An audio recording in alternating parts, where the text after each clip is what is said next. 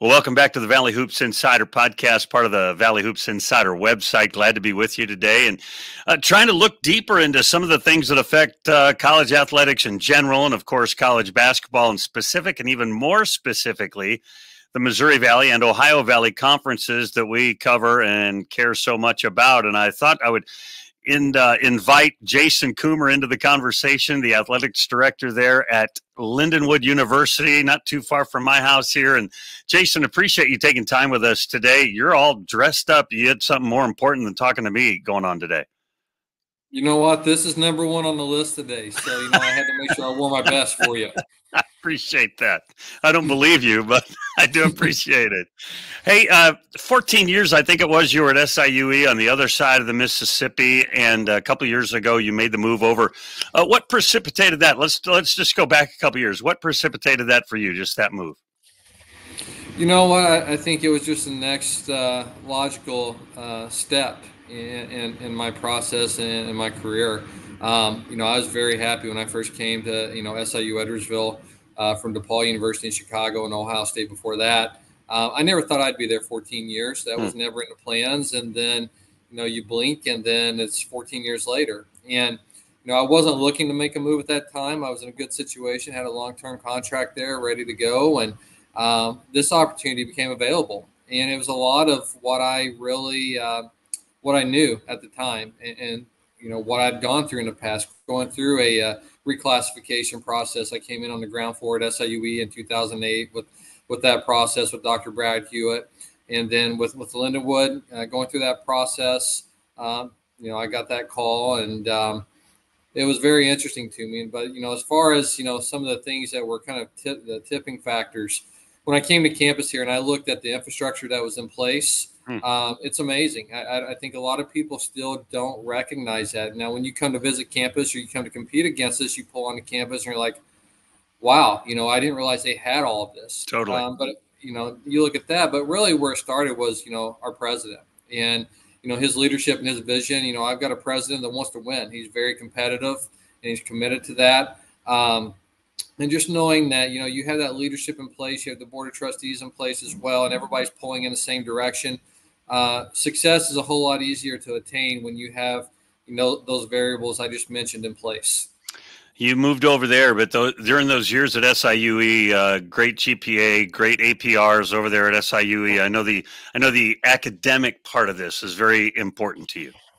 Yeah, no question. We had a 92% graduation success rate at SIU Edwardsville, and not one person takes credit for that. I mean, the people that I would first look at for driving that train, that success, obviously, with the academic services and Jackie DeClue, who's a senior associate athletics director, has been there for a number of years and oversees all academics, did a phenomenal job, and she had a great team with her. And then again, you look at the leadership starting with Dr. Brad Hewitt over the years and the multiple chancellors that were in place. But yes, it's absolutely, it's a non-negotiable for me. We actually are working on our GPA numbers here. We're seeing some really good stuff going on in the classroom. But one of the things that I said when I came here is, this move to Division I is great, but we will not allow ourselves to go backwards in academics. Division I will not be a reason that we go backwards in academics. And honestly, we've actually gone forward. We're doing tremendous. You look at our GPAs across the board, and you look at the number of student athletes with 4.0s and Dean's List. It's impressive to see what these young men and women are doing, and we're thriving. I just let you slide right by and talk about the campus, but your campus is amazing. Like, I should have responded that when you said that, because I started coming out there. You guys are moving Division I, you're joining the OVC. Oh, I have to pay attention, Well, I get out there. The place is spectacular. I mean, you have dynamic facilities. You come across the river. Lindenwood's moving to D1. You're finishing up your second season in the OVC, second calendar scholastic season, scholastic year in D1 and the OVC. Highlights for 2 years in. I think when you look at the last few years, we had an all-staff meeting this morning. Now, again, that was number 2 on my list today, Harry. You were number 1. But, I kind of talked about that. I said we're 2 years into this. Now I want you to look back when we started here. I started in June of 2022. I said, let's go back and look what you have accomplished as individual programs, as a department, what we've accomplished, because coaches are inevitably going to be hard on themselves. They always want more and more and more. They want greater success. They want it now, not later. And I completely respect that. But I said, let's take some time and look back and see what we have accomplished. It's been tremendous. We are winning very early here in this reclassification process, earlier than maybe I saw the last time that I went through this, and maybe some other peer institutions that have gone through this process. So I think we're ahead of the curve there. But when you talk about in the first 2 years, and you mentioned our campus and our facilities, even since the winter when you were over here, I believe on campus, we've done some things. We don't have everything out there in the forefront, but when you look at facilities, we just opened a new basketball practice facility here that when you come back, you're going to see the finished version of it. And that's not something everybody has, especially in our league.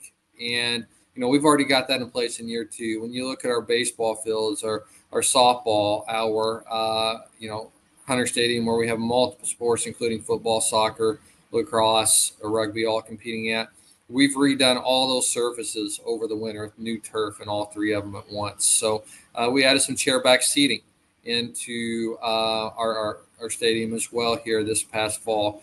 We've done extensions with Under Armour. We just recently announced actually a major announcement with signing our first ever multimedia rights partner in Nevco, which their world headquarters are actually in Edwardsville. So, having some connections over the years from that standpoint helped, and they've got great dynamic leadership over there. When you come back to Highland Arena next year, you're going to see some big changes in there that I think it's going to be hard for a lot of people in our league to rival some of the things we're getting ready to do. That's one of the reasons I wanted to chat with you, the NEFCO association and all that. Your marketing background is your background as well. When I started, I thought, I know Jason. I ought to dig into his background a little bit. You're a tennis guy at USI and a tennis coach at Southern Illinois Edwardsville. I didn't know you were such an accomplished athlete yourself. Anyway, that was a parenthetical thought.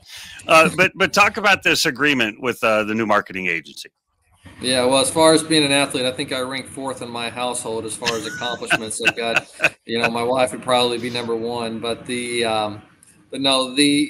arrangement, we're going to be their first ever Division I school. Wow. And they are actually expanding into a new space. And frankly, it was something that I spoke to Nevco about several years ago when they were thinking about getting into these waters and taking on, corporate partnership rights at the Division I level. So just timing, it's worked out, and this will be one of the more unique deals you see in this space. So they will come in, they will place a general manager on our campus. They will have the rights and working on our behalf. We have the final approval on everything to sell corporate partnerships, not just in the athletics department here, but institutional wide, which is also somewhat unique. It's not like that across the country and all campuses. So we're excited about it.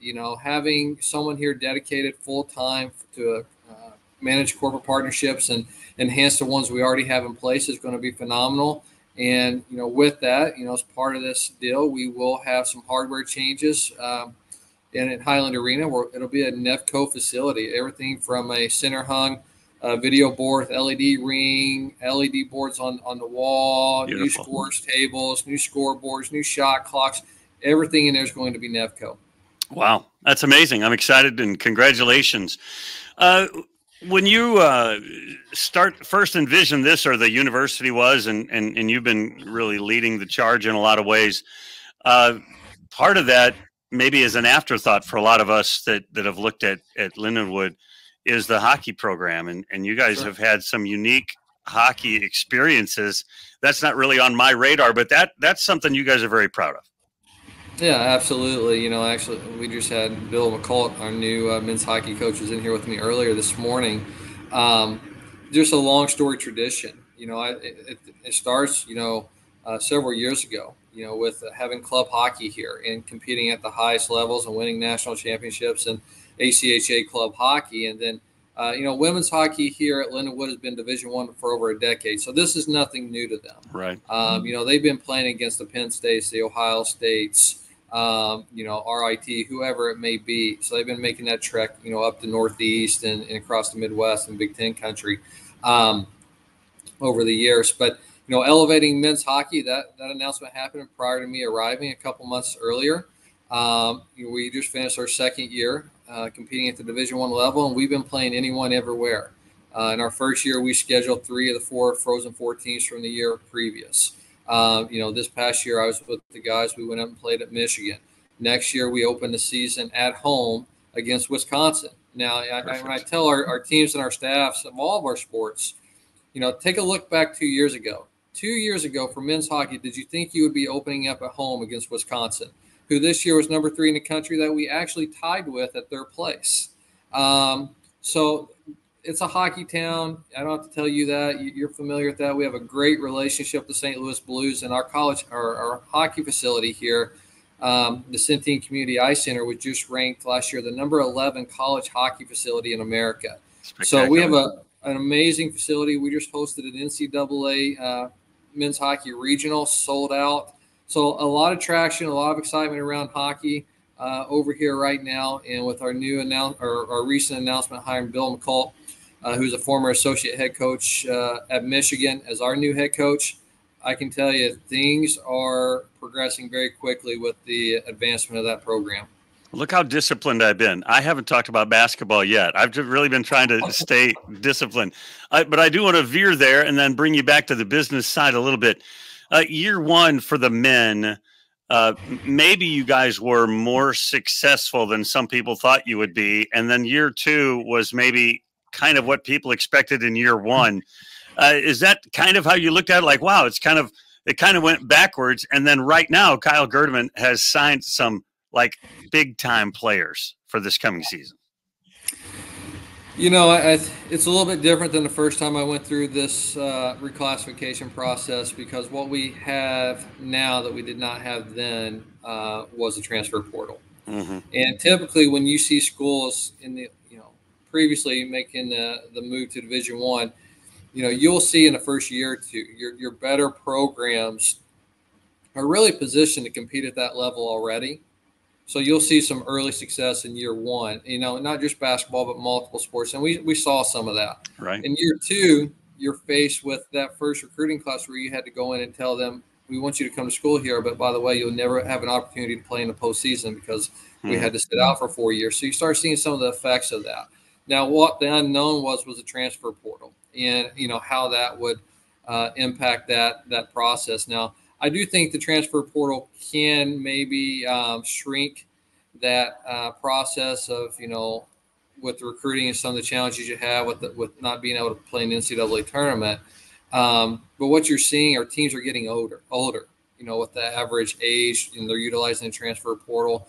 We're doing a little bit of that, but if you go back and look at what we did, we were really focused on the foundation and building this thing the right way. On day one, when I arrived here, I told every coach, I said, I want you to not worry about the wins and losses in years 1 and 2. I want you to focus on building the foundation and building this program right. We won't take shortcuts. Short-term gains, long-term failures, the way I look at that when you take shortcuts. So we've been very disciplined in our approach. We had several true freshmen last year. This year, you're going to see a mixture of, on our roster. We just signed the Gatorade Player of the Year in Missouri, Mr. Basketball coming in, Janice Jones, as you saw. I think you put something out. Yep. But we also have, a couple other young guys coming in as well that I think are going to make impacts as well. And then recent as last night, I'm getting text from Kyle of a couple commitments we got this year or this week that have been transferred. So it's part of this is by design. We're trying to build it in 2 ways. We don't want to walk away from the great local high school players in this market that can compete at high levels in Division I. So we are taking some of those players. It takes a little more time to physically develop, but we also are looking at the portal and utilizing that. So I think in year 3, you're going to see us advance a little bit further. You're going to see us starting to turn that corner. But at the end of the day, we're not. And I say this all the time, we have zero interest in being mediocre. Yeah. Okay. So there are no moral victories. We're not looking just to qualify for the OVC tournament. We're looking to get in there and do some damage. So that's our mindset. Yeah, and you've signed. You mentioned the local guys. You a young man out of Ritter, I think, or who's really outstanding as well. I'm excited about that. On the women's side, I think I expected more this past year because I'm just such a big fan of Amy Egan's, and I think it took her a year to figure it out, maybe a little bit, but I think she's a rising star in this world. Yeah, I think you're right. I know you're right. I think when you're faced with 12 of your 15 players are new on your roster and 9 are true freshmen, that's what a lot of people forget. We have 9 true freshmen on our roster. Now, that's going to look a little bit different next year. We have a few transfers, a few impact players coming in, a couple more to announce. We've not quite gotten there yet. But, yeah, I think the future for the women's basketball program is extremely bright. Amy, man, you watch her in practice. You watch how she interacts with her kids, how she teaches. She's a great teacher, and she cares tremendously about her kids. So we're excited about it. Her accolades speak for themselves. She's had success everywhere she's been. But as I sat in Springfield, Missouri, in the basement of this restaurant that I don't even remember the name, because it seemed like they didn't pay their electric bill because it was so dark in there. But I told her, I said, if you think you think you're going to turn this around in 1 year, you're going to be very, very frustrated. All right, you have to be realistic about this. You have time. I have patience. I know what it's like to build a program. I want you to build it the right way because I want this program for the long term to be very, very successful. So we're excited. This is going to be another great, great opportunity for her this year to elevate that program. But you're right. She's not a rising star. She's a star. Yeah, I think she's going to be terrific there. You talked about the portal, which brings me to the NIL stuff. Talk about how you guys are situated with NIL money or a collective, or how is it working at Lindenwood? What's the process going forward? Yeah. This year is when we've really started seeing the impact of NIL money trickling into the OVC. It really didn't hit us too hard until this past year, and right now it's crazy. It's wild, wild west, if you will. So yeah, we are in that space. We're not doing it through a collective. We have other means and other measures from an NIL perspective. We will have players that are involved in that, and those deals are really done between them and the business sector, the corporate partners that they align themselves with. Now they do have to report those to us, and we have to keep those on record from an NCAA compliance standpoint. But I mean, it's growing. I've had players on our teams that have been offered money through NIL deals to go both within the conference and outside of the conference. So you're seeing more and more of that. Do I think it's going to continue to grow? I do. But I think the one thing that people don't talk enough about is Alston money. Alston money is another avenue to help subsidize, student athletes. You've seen it mainly in basketball. You're seeing it in some other sports as well. But, it's just over $6,000 that they can also receive. That's above and beyond what their scholarship is. So, what it really comes down to, and I'll preface it by saying this, is that you hear a lot of discussion about this player's getting X or this one's getting Y.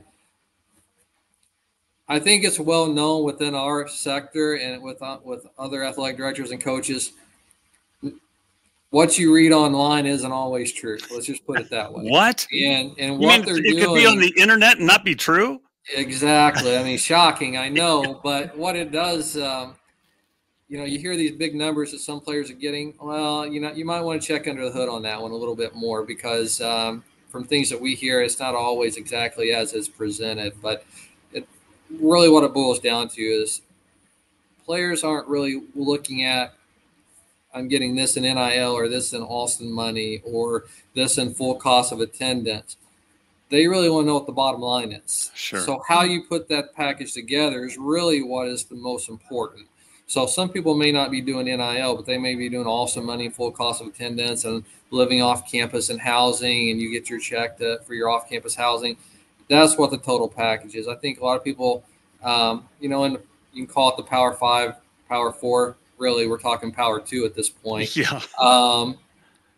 that's a different set of rules, different set of parameters, and I'm not trying to address that. I'm talking more so from the mid-major standpoint. I Sure. think they want to know what the total package and the bottom line is.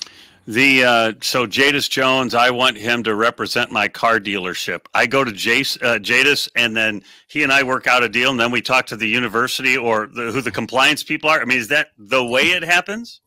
So we can help advise the players, which, depending on which state you live in, determines whether you can do that or not. In Missouri, we can assist with that, with advising and making sure they understand, what the deal looks like, the parameters. But as far as the negotiations, we really leave that up, with the kids in that entity.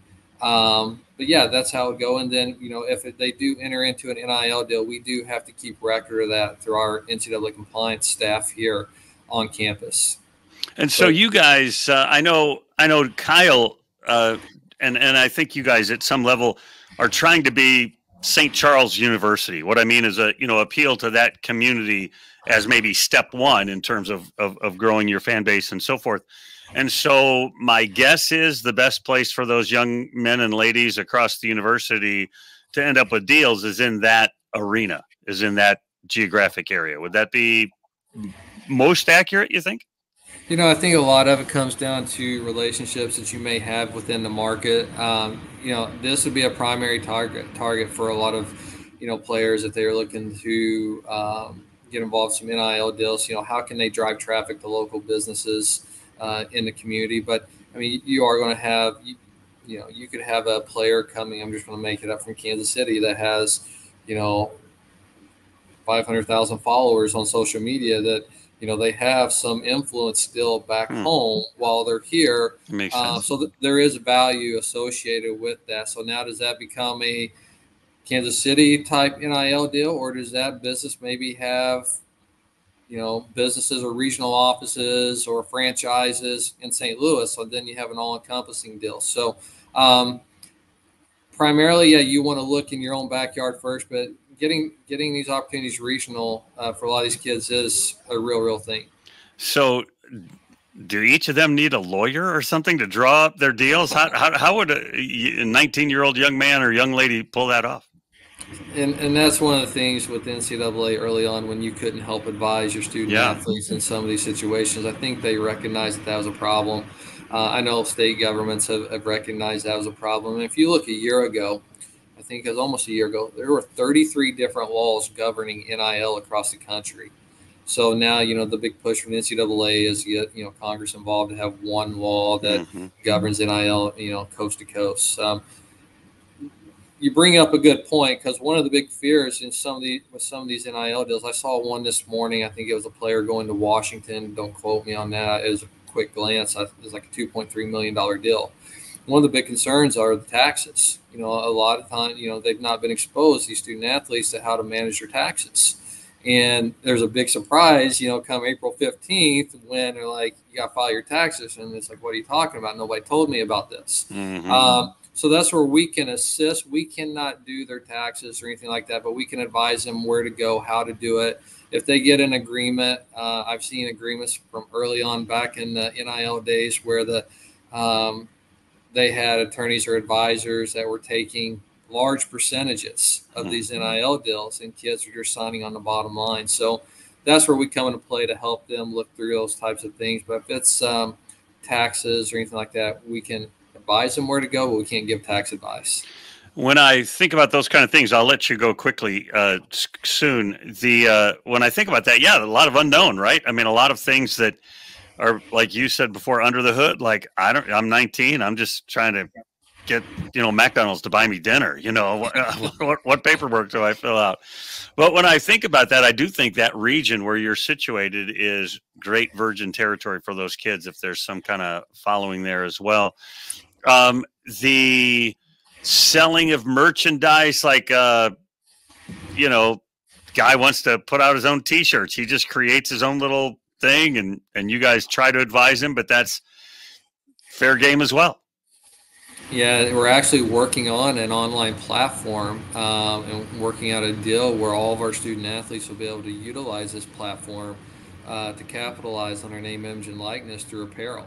And hoping to have that in place by the fall. So we're actually moving. You bring it up, and we say it jokingly, but we're actually getting ready to do it. That's awesome. And that should be in place by the fall. So a lot of places around the country are starting to put that in place. Some already have it, but yeah, did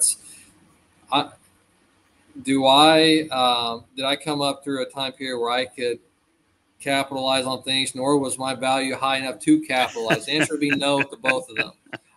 But today, these kids have opportunities. So if they can better their situation, I support that. I'm all for it. I think it's critical to, you either have to get on board with this or be left behind, and it's your choice. And we're going to get on board with it. We already are. I saw one university. I was looking up a player who was transferring from one place to the next. So I looked at his old university, and right there, like on their website bio, was a little button you could click on. If you want a personalized jersey of him, click here. Man, that's perfect access. Perfect way for the university to partner with him. It's interesting. Things that would have had you put on a postseason ban 10 years ago are encouraged now, so times have changed. We have to adapt and change with them. And again, I use this. I've said it to a few different people around campus, but I was at West Point last year and at a leadership symposium, and we were spending time with the former Joint Chief of Staff. And he made a comment. He said, talking about change, he's like, here's what I'll tell you. If you don't like change, you're going to hate being, irrelevant even more. And that always that resonated with me. So Martin Dempsey, former Joint Chief of Staff, said that to us. So I share that with our staff, and that's really where we're at. If you don't like change, you're going to hate being irrelevant even more. So you got to keep that in mind. Two final questions. You guys moved from D2 to D1 and to the Ohio Valley Conference. What do you like? What do you enjoy about the OVC? Being in the OVC for a long time as I have, I really like the collegiality amongst all the peer institutions. We have great leadership, obviously, from the conference level. But it's really a league that's focused on the student athlete and their experience. All the decisions we make, we talk about the student athletes and their needs and their experiences as a conference. And I don't think we've ever lost sight of that. And I think that's critical. And that's been going on for a number of years. That's not something that's new. Obviously from a competitive standpoint, I think it's a very, very competitive league, top to bottom. As you know, it is hard to win on the road in any sports in our league. And I think there's such parity within our conference for, across the board of sports. It makes for a really exciting, competitive environment that, I've seen 8 seeds when Coach Luce was at Austin Peay come through and win the conference tournament, go to the NCAA tournament. So anything can happen in our league, and it's exciting. It's exciting for the fans. It's exciting for our kids. But first and foremost, I think it's just been a league that's really been student-centered, student-focused for a number of years. You don't put it like this. You don't see us flying to the West Coast for a conference game. Yeah, no doubt. No doubt. I wanted to ask you also about the arrangement with the Big South Conference in terms of football. How's that working out? Year one, how do you feel like that went? I think it went fine. It's initially it was put together, obviously, so we could make sure we had that security with our automatic qualifier. And we've had some changes in conference alignment on the Big South side. On the OVC side, it's been pretty stable. Obviously, we're one of the more stable leagues in the country if you go back and look at it. But that partnership and building the association with the Big South has been a great partnership. So, like I said, great institutions, great leaders at those, great commissioner. So all in all, I think it's been a good fit for both groups. Well, I'll get out there and see that practice facility soon. I talked to Kyle the other day, told him I'd come out this summer. We'll talk about all his new players and all of that. Appreciate your time today and really excited about what's going on at Lindenwood. Final thoughts from you about something we should be looking forward to in the fall. We're in year 3, and, one of the things we talked about in the reclassification period is, now you've had 2 full cycles from a recruiting standpoint. So when you look at the fall, you're going to see some young rosters, but some high-level talent, and that excites me. I do think you're going to start seeing us turning the corner in some areas. I mean, we've already had sports that are winning and winning a lot. You look at volleyball; it's been in the semifinals of the OVC championship the past 2 years.